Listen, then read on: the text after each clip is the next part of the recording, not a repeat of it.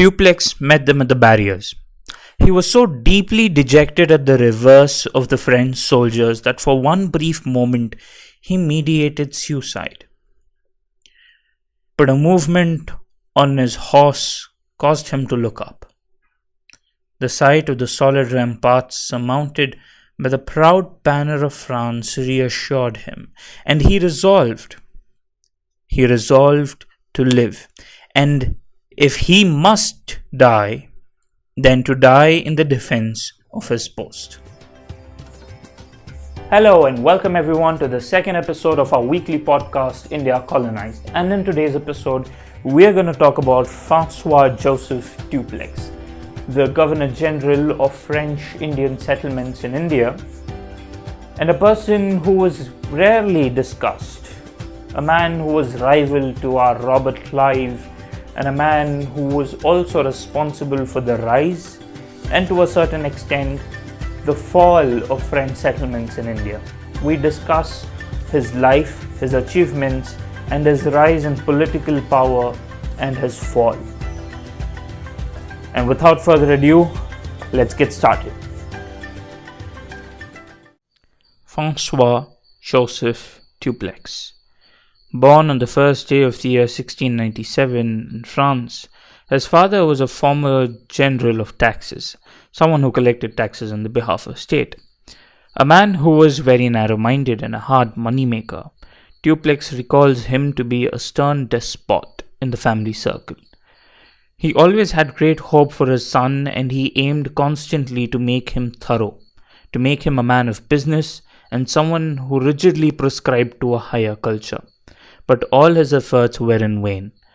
As so often happens in similar cases, the forbidden fruit was eagerly snatched by the boy who was a dreamer and had enthusiastic temperament. Duplex, as a young boy, revelled in the world of ideas, devoted himself to studies which were very remote from bookkeeping. He grew in the world of music instead, which throughout his career was his soulness and in some sense his inspirer. He grew with love for the fine arts and a taste for severe studies of mathematics and fortification. Such stubbornness, his father believed, required sharp discipline, and as soon as he was 18 and in his prime age, his father had sent him to sea on board of an East Indian man. From the first return of his voyage, he came with immense information, something the domestic oracle called sound ideas on trade and maritime affairs. Duplex's father was a large shareholder in the French East India Company, and in the year 1720 he was able to procure a seat for his son in the Council of Pondicherry. His first post was a nominal and feebly paid position of a war commissioner. Lenoir, the governor of Pondicherry, was a shrewd but a kind man. He was well versed with Indian politics and quickly discerned the capacity of this young councillor and employed him under the manner which would prepare him for his career. Curious as Duplex was, under Lenoir's tuition he began to explore the archives of the company, and quickly he was entrusted with drafting dispatches to France and other Indian rulers. While Duplex had commercial training in his earlier voyage to Pondicherry, none of this was thrown away to waste. The French East India Company's commerce was really in a bad taste. The moment and the most elementary principle of political economy was ignored by these so-called men of business. The commercial agents, both in Pondicherry and Europe, were content to purchase Indian goods with French gold, but they neglected both the introduction of Western commodities into India and also similar introduction of traffic in other Asian countries. This led to their business and profits to remain feeble and small. The company men, however, were not forbidden from carrying their own trade in the country. Duplex made most of this opening. He got a lot of money in return for the European goods that he had sold in India and asked his father to engage in a business which gave him double the satisfaction. He was satisfied for having received a good dividend as well as for having been a good son.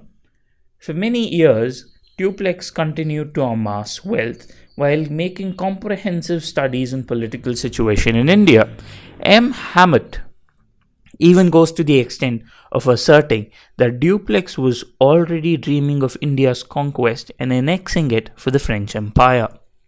Come 1730, he was appointed the governor of Chandernagar in Bengal. This particular settlement was more dilapidated than Pondicherry, but Duplex writes that it was a sphere that suited him. His influence was already beginning to reflect in the development of the settlement's commercial activity. He believed the place was very well suited for both internal and foreign traffic of trade. When Duplex arrived at Chandernagar, only 5 ships engaged in carrying trade with India. Soon after Duplex had arrived, he was able to muster not less than 72 ships engaging in trade not only with India but also Arabia and China. His new enterprise and settlement of purchasing vessels and goods and sending them off to other remote Asiatic ports along through the river highways of Hooghly and Ganga and other countries brought a great deal of joy among the settlers. These settlers were freely assisted with Duplex's money, and he created such an efficient system that at the end of 10 years, French warehouses supplied to many of the great cities of India, including up until Tibet. In 1741, this governor married a remarkable woman who influenced not only in his life but in his career as well. A widow born to the French father and Indo-Portuguese mother, and the scion of the historic houses de Castro. Madame Duplex was born and educated in India. She is said to have been a fascinating woman with a strength of character and intelligence for diplomatic tactics. Her proficiency in native language were invaluable to Duplex. She was very supportive of her husband's ambitions. Madame Duplex always reminded and remained beside Duplex throughout his ascent and descent. She always warmly embraced and actively promoted husband's political designs, and they had mutual and deep devotion for each other. Sidney J. Owen writes about their union of this brilliant Frenchman and the accomplished Eurasian was what he believed was not unlikely that which existed later between Warren Hastings and his foreign wife. The same year of his marriage brought him more fortunes as he was appointed as the governor of Pondicherry. This gave him supreme and complete control over all French possessions in India, including Chandernagar in Bengal, Karaikal in Coromandel, Mahi on the Malabar coast, and more. His office is provided with the council of 5 members, who throughout his tenure have appeared to be very submissive to Duplex. These members were nominated by the company through the royal sanction of the Royal Commission, which ran in the king's name. To understand the very less explored French administrative establishment in India, we need to understand how power was divided among each of these settlements. All of these settlements, each of them had a governor of their own, and these governors had their own councils. However, all of them were bound to obey the orders of the rulers of Pondicherry. Let us now not get into the history of the French East India Company, but I find it necessary to mention that just like the British East India Company, even the French East India Company were limited by their aspirations by their directors who were anxious themselves to keep calm and to avoid any proceedings which may compromise on their primary objective of trade. Whatever may have been Duplex's ulterior motive of creating an empire in India, his immediate attention was shifted towards Europe, where a war seemed inevitable between France and England. A conflict arising out of the dispute on the question of Austrian succession, his first step was typical to his character.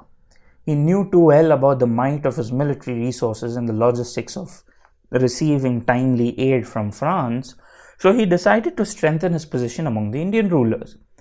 His predecessor, Governor General Dumas, had obtained from a Mughal emperor the title of Nawab Dumas, a title which would also be granted to his successor.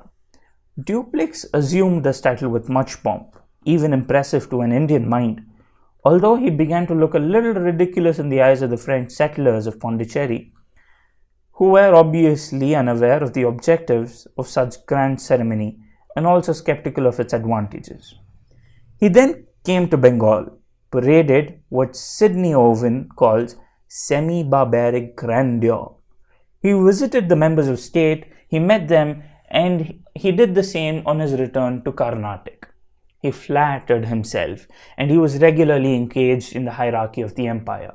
It was as though he had taken an Indian peership. He was considered to be a divan. Once returned to Pondicherry, Duplex devoted himself to reduce the expenditure and to control civil functionaries in order to increase and organize and train his little army to complete the defense of Pondicherry.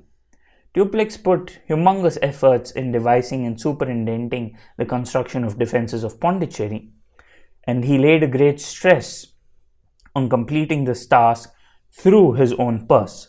Quite much of the expenditure of these fortifications was paid from his own pockets. Meanwhile, he received a very discouraging order from his employers from France. He was ordered to reduce the expenditure by half and to stop spending any more money on the fortification. Ironically, in the same letter, he was praised for his efforts for putting and for his prudence as war seemed more and more imminent. Finding himself in crossroads to obey the orders would mean a fatal blow to French interest in India, and to transgress them would be fatal to himself. He found himself in dilemma. But he chose a middle ground, and at the end, he paid off the debt that he had incurred for military preparations when Pondicherry was attacked by Marathas. And now from his own purse again, he allotted 500,000 French pounds, one half of which he gave for the defenses, and the other half he used to order 2 vessels, which he dispatched with justifying why it was necessary and stating urgent need for military reinforcements and the aid of a fleet. After a long delay, he received a disheartening reply. England and France were now at war. But this time, instead of sending Duplex reinforcement, they asked him to conclude neutrality between the commercial settlements of England and France. The letter also mentioned that if the neutrality settlement was not feasible, in such a case, La Bourdon, the governor of the Isles of France and Bourbon, was dispatched with the fleet to Pondicherry. Duplex feared that Mr. Morse, the then governor of the English fort of St. George in Madras, would not consent to remain neutral, which only made Pondicherry defenseless. Duplex was scared.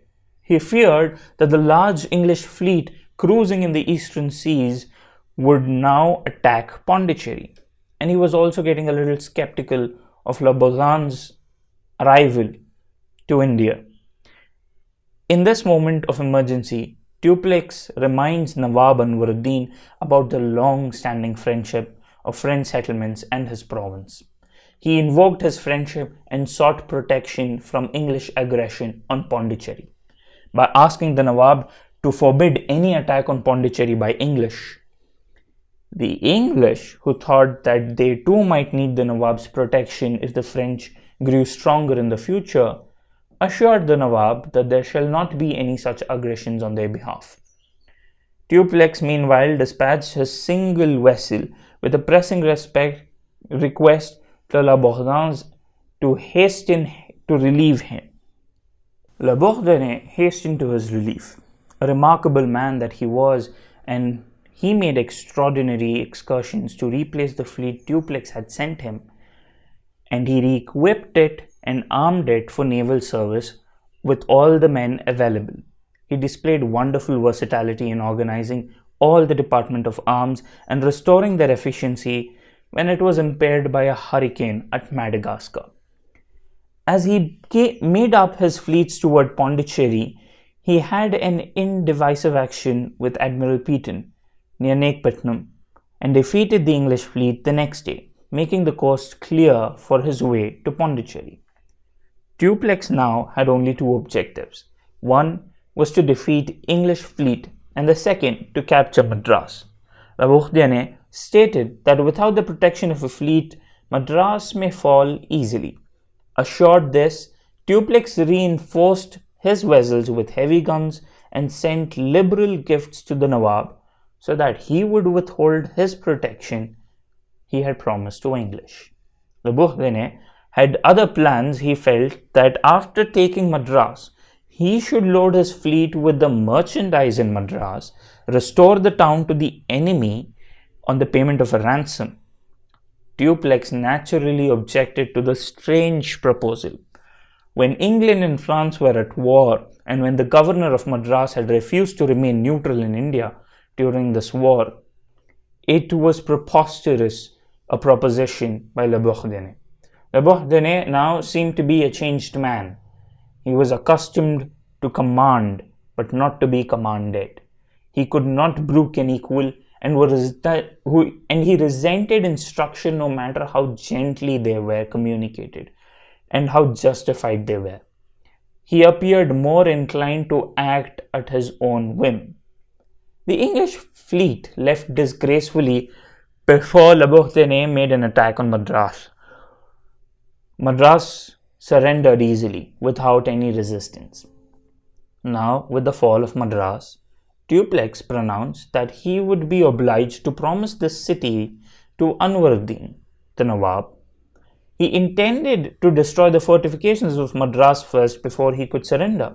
However, Labourdonnais had already settled a treaty with the English demanding the prisoners of war be given back and a ransom in order for exchange for Madras, against the will of Duplex. But the pending negotiation was broken when a violent hurricane destroyed half of Labourdonnais' ships and disabled the rest. He had to leave Pondicherry and he never returned again.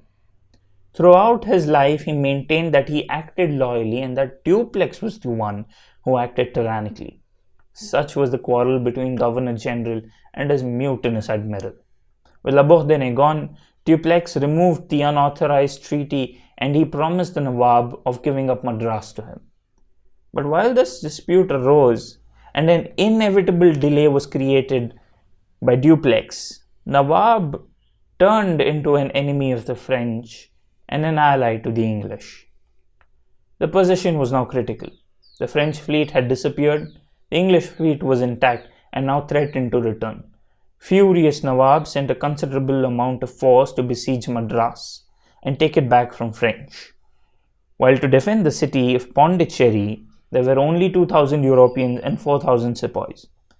There was a sense of desperation at the seat of government, but Duplex saw clearly that the case was not hopeless.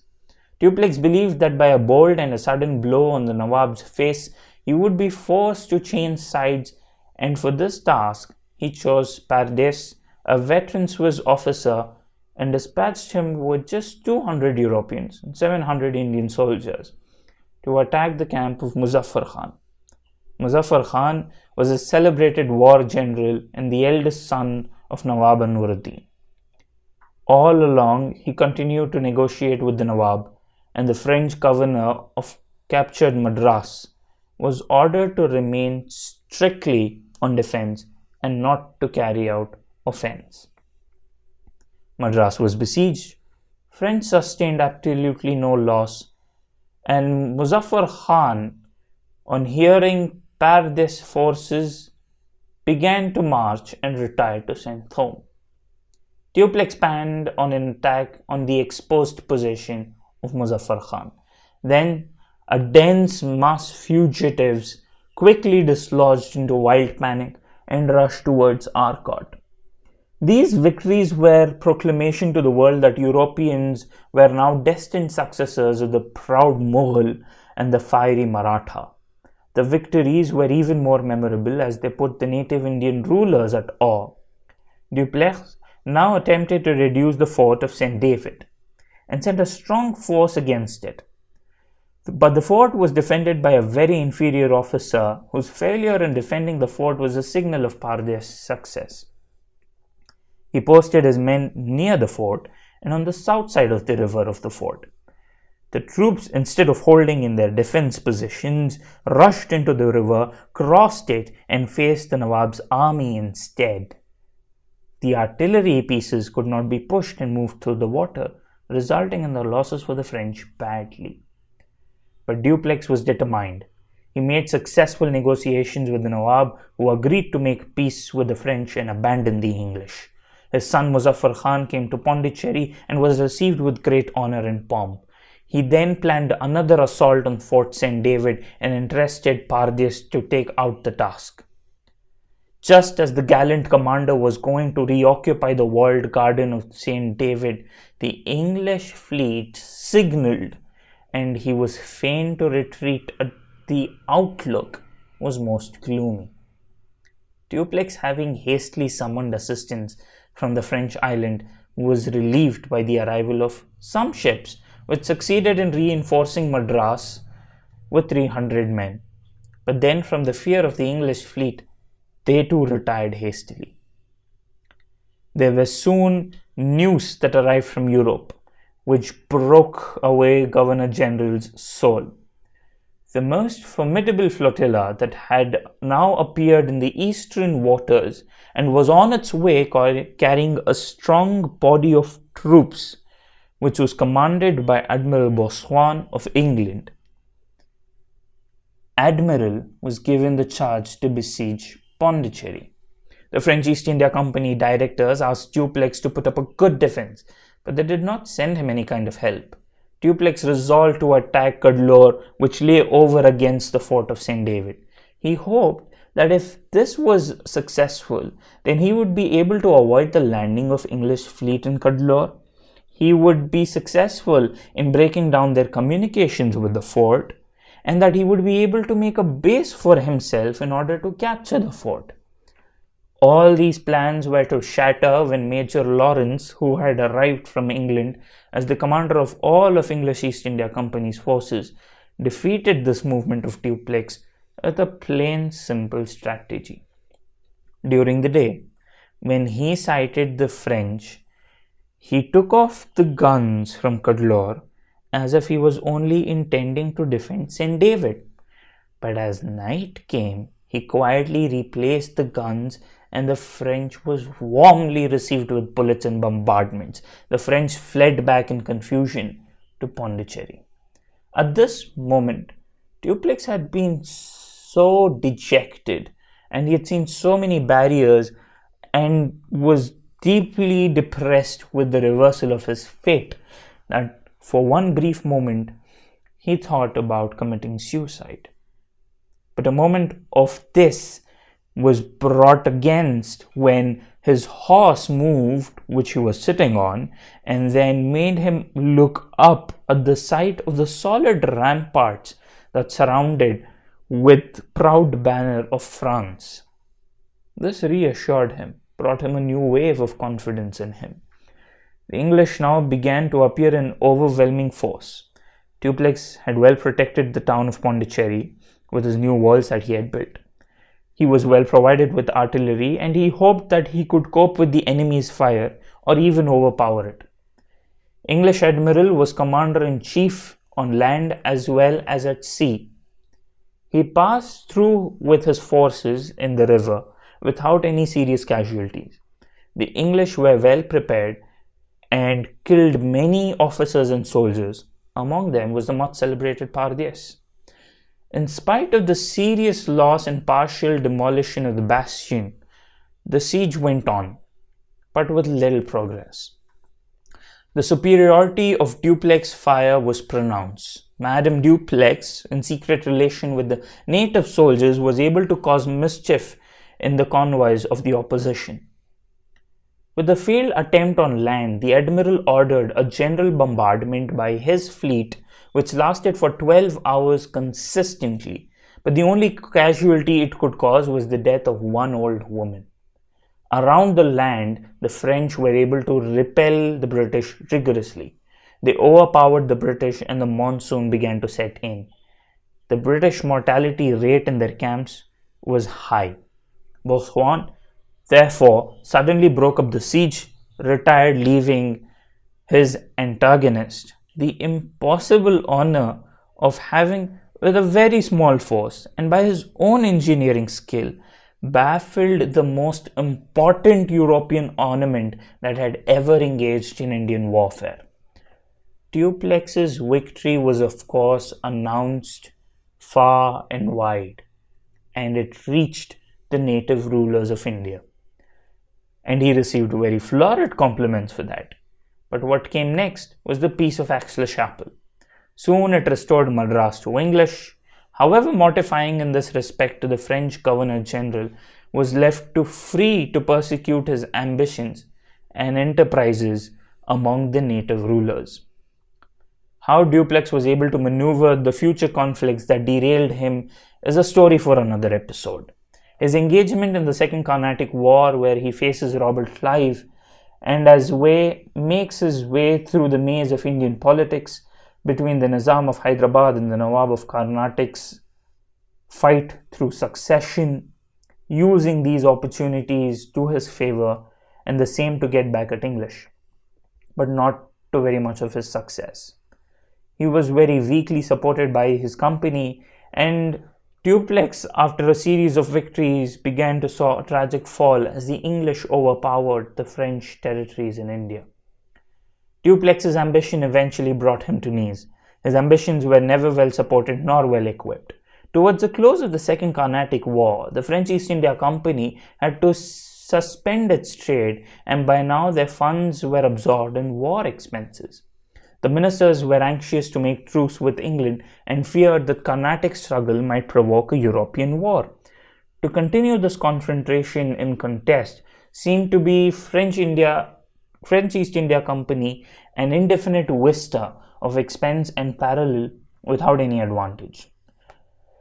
There was no other option but to recall Duplex from India, and it seemed essential, for he could not be trusted to abide by what was being laid as rules by the directors. Whatever may be the thought about necessary reason on removal of Duplex, there can be only one opinion of the way which this removal was brought about. How the French commissioner conducted himself with him, and how the government and the company were seriously afraid that someone like Duplex, who had long ruled as a master, might refuse to relinquish his authority without any struggle.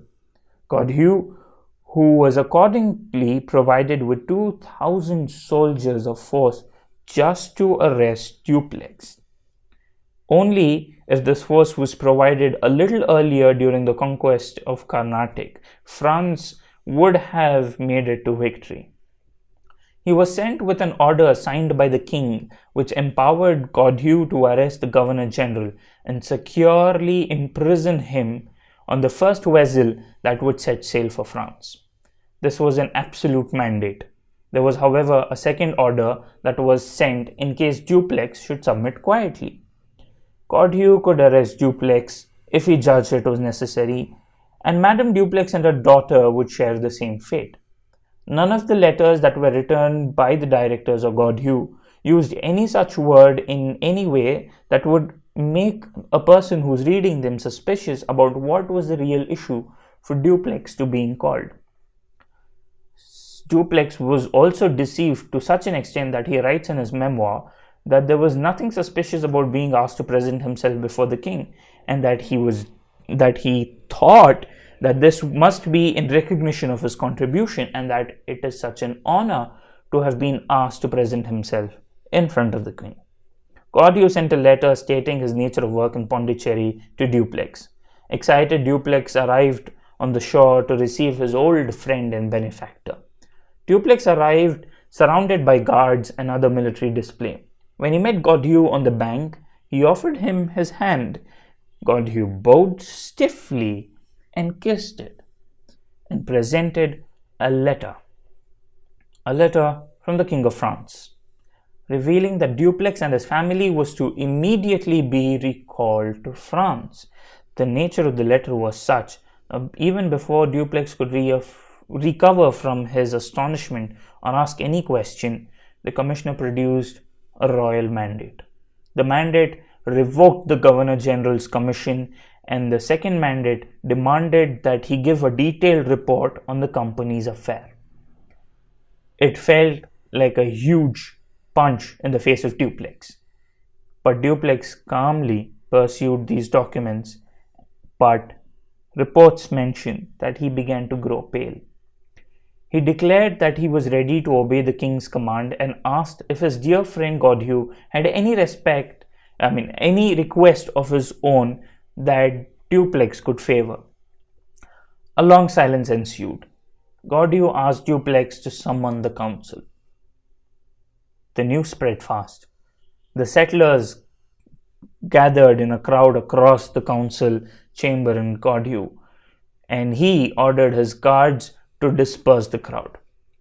Godhu seated himself in the center of the table and motioned Duplex to sit beside him. He solemnly recited the instructions while Duplex showed great restraint. Duplex heard all the instructions that were sent from France with attentiveness. And at the close of the meeting, he rose up and extended his arm up and exclaimed, "Long live the king!" The cry was taken up by others, and he left the council chamber. He went into the chambers of his dear friend and poured his heart and bitterness of his soul into him. The same evening, Godhu assumed the command as the Governor General of all French possessions in India. Godhu sought eagerly but vainly to malign Duplex's personal character by bringing up charges against him of corruption. Thus, this false, cruel man reduced his old friend to poverty and beggary. The melancholy close of Duplex was as such that when he was leaving and embarking on the vessel leaving to France, for one last time he put his eyes on the shores of Pondicherry and remembered how that land had nourished him from a young child and a boy and had brought him to such a status, and now that it was beginning to be the reason for his fall. He was received cordially and publicly expressed the sympathies of the settlers. He was extremely happy in his arrival in France, where he was greeted with popular enthusiasm. He was also well received by the ministers. For a moment, he began to hope that he might be reinstated as the Governor General again. But when he reached the courts, he was frowned upon by the judges, slighted by the ministers, harassed by the creditors, insulted by the officers who were formerly under his authority, exposed to popular ridicule as a political charlatan. He was dejected. What was worst was his treatment that he received by his old employers. He could not even obtain any adjudication for his claims over the company. The death of Madame Duplex in November 1756 left him unspeakably desolate. His close aide and his soulmate had left him. In a moment where he was being shredded in his political career and even in his personal life. 2 years later, he found a new love. He remarried, and apparently happily, but his second wife had little to no fortune. Duplex and his family became more and more impoverished. He was at last even threatened with execution and also expulsion from his retreat. In a state of extreme exhaustion, he composed a last goodbye summary of his services, his wrongs, and his fall. After writing this, in 3 days later, he expired on 10th November 1763. Duplex was not only a remarkable, but he was a really great man. The general impression is this when it is conveyed with an attentive study of his history. The attitude, boldness, and magnitude of his political conception, his versatile ability displayed in application to commerce, politics, and war, his inexhaustible fertility of resources, his high moral courage, his energy and perseverance, his devotion of ample fortune to public services. He inspired an unhesitating confidence in both Europeans and natives alike. His loyal and unconditional surrender to authority and submission to whatever verdict that was given to him, even though it cast him down from the pinnacle of power under the feet of one of the most meanest and most worthless men, he surrendered. And his dignified demeanor after his resignation are all tokens that speak the presence of a king amongst men. Duplex was a public-spirited man, both in his life and his aims. He was seriously devoted to the interests of the company, and he understood them as service for the king, even though the king was Louis XV.